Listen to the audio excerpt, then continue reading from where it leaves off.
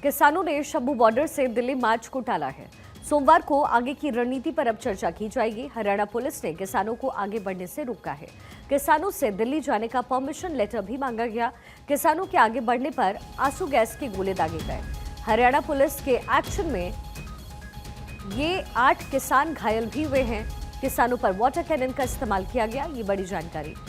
अब कुछ तस्वीरें भी आपको दिखाएंगे, लेकिन उससे पहले कैसे किसानों को दिल्ली कूच करने से रोका गया है। अब ये 4 तस्वीर जरा देखिए। पहली तस्वीर उन किसानों की जो पंजाब हरियाणा बॉर्डर पर पिछले 9 महीने से कैंप डालकर धरने पर बैठे, लेकिन सरकार के साथ किसानों की कई दौर की बातचीत हुई, लेकिन सरकार उनके सामने झुकने को रेडी नहीं है। इसलिए किसानों ने एक बार फिर से दिल्ली कूच का रास्ता अपनाया। दरअसल शंभू बॉर्डर पर पिछले 9 महीने से धरने पर बैठे हुए 101 किसानों का जत्था पैदल मार्च कर दिल्ली आना चाहता है, लेकिन सरकार और प्रशासन किसानों को दिल्ली की तरफ बढ़ने से रोक रहे हैं।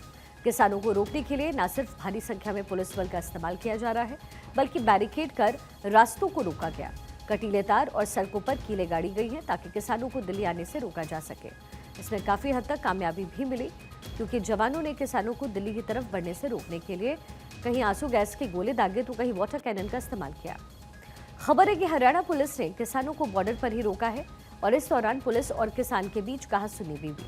बताया जा रहा है कि हरियाणा पुलिस ने किसानों के दिल्ली जाने के लिए परमिशन लेटर मांगा। उनका कहना है कि बिना परमिशन लेटर वो आगे नहीं बढ़ने दिया जाएगा। इससे गुस्साए किसान ने बैरिकेडिंग तोड़ने की कोशिश की तो पुलिस ने आंसू गैस और वाटर कैनन का इस्तेमाल करते हुए किसानों को रोका, जिससे 4 से ज्यादा किसानों के घायल होने की खबर है। आज हवा भी इधर हमारे मोर्चे की ओर है, तो इससे ज़्यादा समस्या आ रही है हमें। कल हवा का रुख उधर था, तो वो अपने बचाव के लिए भी थोड़ा टीयर गैस देखकर मारते थे। आज ज़्यादा मार रहे हैं। धमाका बहुत जोर से हुआ, मैंने भी सुना है। तो सब्र से मुकाबला हमारे किसान मजदूर जबर का कर रहे हैं। यही हमारा निर्णय है भी देश के किसान मजदूर के लिए किसी तरह के बलिदान के लिए हम लोग तैयार हैं। पहली बात तो इनके पास जो लिस्ट है वो गलत है, उसमें यहाँ आने वाले किसानों के नाम ही नहीं है। दूसरी बात, हमने इनको ये बोला है कि आप हमें आगे जाने की अनुमति दें, हम सभी किसानों का पहचान पत्र भी देंगे और आप वेरीफाई कर सकते हैं, पर इस बात की गारंटी करें कि हमें आगे जाने दें। तो वो कह रहे हैं कि आगे जाने की तो आपके पास परमिशन नहीं है, तो हम पहचान पत्र कैसे कराएं? अब फिलहाल किसानों ने दिल्ली कूच को लेकर के जमकर कोशिशें की है। प्रशासन के साथ दो हाथ किया, लेकिन आगे बढ़ने में कामयाबी नहीं मिली। जहां ये सब कुछ हो रहा था, वहां भारत 24 की टीम मौजूद थी। किसान आंदोलन के तहत किसानों का एक जत्था दिल्ली कूच करने का प्रयास करता है। हम आपको दिखाना चाहेंगे, यही वो शंभू बॉर्डर है जहां से किसानों ने दिल्ली कूच करने का प्रयास किया। शाम 4 बजे तक ये जद्दोजहद चलती रही। प्रशासनिक अधिकारी कहते रहे कि आपके पास दिल्ली जाने की परमिशन नहीं है, इसलिए आपको नहीं जाने देंगे, लेकिन किसानों ने कहा कि हम दिल्ली कूच करके रहेंगे। इस जद्दोजहद में टीयर गैस के गोले लगने से 6 किसान घायल हो गए, जिसमें कि 3 तो रेस्क्यू टीम के सदस्य हैं और 3 मरजीवी बेड़े के सदस्य हैं। इसी दौरान किसान नेता स्वर्ण सिंह पंधेर ने ऐलान किया है कि आज ये जो दिल्ली जत्था जाना था उसको स्थगित कर दिया गया। कल दोनों यूनियंस की बैठक होगी, उसके बाद यह डिसाइड किया जाएगा कि अगला जत्था कब दिल्ली के लिए कूच करेगा। वीडियो जर्नलिस्ट विकास पंत के साथ डॉक्टर थानेश्वर शर्मा, शंभू बॉर्डर, पंजाब। दरअसल किसानों का ये जो हंगामा है और प्रदर्शन लंबे समय से चला आ रहा है, क्योंकि किसानों की सबसे अहम मांग है एमएसपी की लीगल गारंटी, जो अभी 24 फसलों पर दी जा रही है। मगर ये जो कानून है वो है नहीं, बल्कि नीति है। ऐसे में किसान कह रहे हैं कि हर एक फसल को एमएसपी पर खरीदेगी सरकार, और यहाँ पर एमएसपी से कम पर खरीद होती है। वहाँ कानूनी कार्रवाई का प्रावधान किया जाए ताकि किसानों के हितों को सुरक्षित किया जा सके। तो चलिए अब जरा आपको एमएसपी की ABCD समझाते हैं कि होता क्या है। एमएसपी का मतलब होता है न्यूनतम समर्थन मूल्य, फसलों के न्यूनतम मूल्य का निर्धारण करना। अभी 24 फसलों पर मिलती है एमएसपी। सरकार हर साल तय करती है एमएसपी, फसलों के सीजन से पहले तय किया जाता है।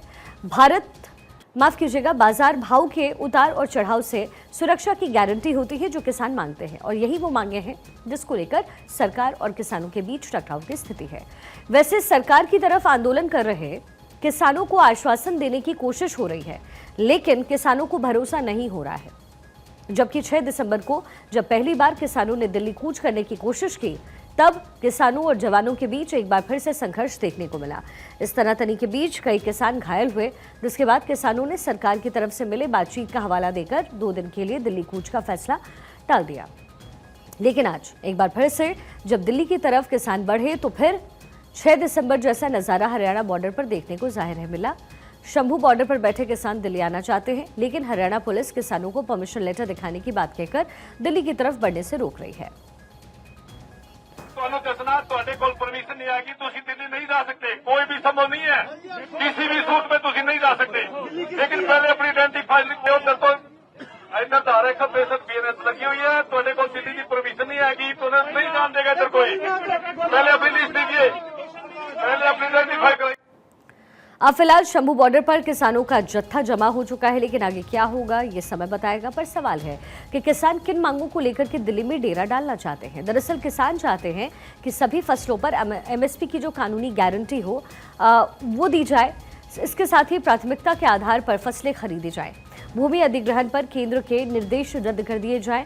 इसके साथ ही स्वामीनाथन आयोग की रिपोर्ट लागू हो, किसानों और मजदूरों की पूर्ण कर्ज माफी कर दे सरकार, किसानों पर दर्ज सभी जो मुकदमे हैं वो खारिज किया जाए, उसे रद्द किया जाए, मारे गए किसानों के परिजनों को मुआवजा मिले, घायल किसानों को 10 लाख की मदद दे सरकार, शंभू बॉर्डर पर किसान स्मारक के लिए जगह होनी चाहिए, लखीमपुर मामले में किसानों को न्याय दिया जाए, कृषि के क्षेत्र को प्रदूषण के कानून से बाहर रखा जाए, 58 वर्ष या फिर अधिक के किसानों को पेंशन दे सरकार, प्रधानमंत्री फसल बीमा योजना में सभी फसलें हों। इसके साथ ही फसल बीमा योजना का जो प्रीमियम है वो भी सरकार भरे, मनरेगा की मजदूरी बढ़ा करके जो है 700 रुपए प्रतिदिन सरकार करे। अब किसान जिन मांगों को लेकर के दिल्ली कूच करना चाहते हैं, उन मांगों पर विपक्ष भी सरकार को घेरने की कोशिश कर रही है। जो मोदी सरकार का जो रवैया है वो बहुत ही अफसोसनाक है। जो उनसे वादा किया गया था 1 साल पहले उसको भी पूरा नहीं किया गया। जो मिनिमम सपोर्ट प्राइस को कानूनन शक्ल देने की बात कही गई थी, एक तरह से वादा किया था सरकार ने, उस वादे को पूरा नहीं किया। तो ये जो किसानों के साथ जो छल हो रहा है, ये आने वाले समय में भारतीय जनता पार्टी को बहुत महंगा पड़ेगा। What is happening with the farmers is extremely unfortunate, considering that they have been protesting for minimum guarantee of MSP support is still being denied to them despite a commitment made by the government of India. This is the government which spoke about doubling farmers' income, and yet today farmers find themselves in a situation where they have to continue to struggle for what is rightfully theirs. And for them to oppose the Bharatiya Janata Party entries is a sign of protest against all the promises made to them and not being able to fulfill it. बेहद दुख की बात है कि आज हमारा अन्नदाता सड़कों पर अभी तक बैठे हैं। उनको भाजपा ने बार बार झूठे वादे किए, चाहे हरियाणा चुनाव हो, उस टाइम कहा कि 24 फसलों पे एमएसपी देंगे, वो भी जुमला निकला। प्रधानमंत्री मोदी ने खुद कहा था कि किसान की आय 2022 तक दुगनी हो जाएगी, वो भी जुमला निकला। किसानों को प्रदर्शन करने से भी रोका जाता है, दिल्ली कूच करने से भी रोका जाता है, लंबे लंबे कीले ठोक दिए जाते हैं हमारे अन्नदाता के रास्ते में। वो इसी देश के नागरिक हैं। भाजपा को ये रवैया छोड़ना चाहिए और बात करनी चाहिए और समाधान निकालना चाहिए। जबकि राहुल गांधी ने इसी मुद्दे पर ट्वीट कर सरकार को घेरा है। उन्होंने लिखा है कि किसान सरकार के समक्ष अपनी मांगों को रखने और अपनी पीड़ा को व्यक्त करने के लिए दिल्ली आना चाहते हैं। उन पर आंसू गैस के गोले दागना और उन्हें तरह तरह से रोकने का प्रयास करना निंदनीय है। सरकार को उनकी मांगों और समस्याओं को गंभीरता से सुनना चाहिए। अन्नदाताओं की तकलीफ का अंदाजा इस बात से लगाया जा सकता है कि आज देश में हर एक घंटे एक किसान आत्महत्या करने को मजबूर होते हैं।